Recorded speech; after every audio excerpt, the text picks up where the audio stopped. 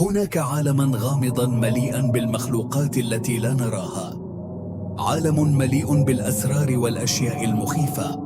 مرحبا بكم في فيديو جديد.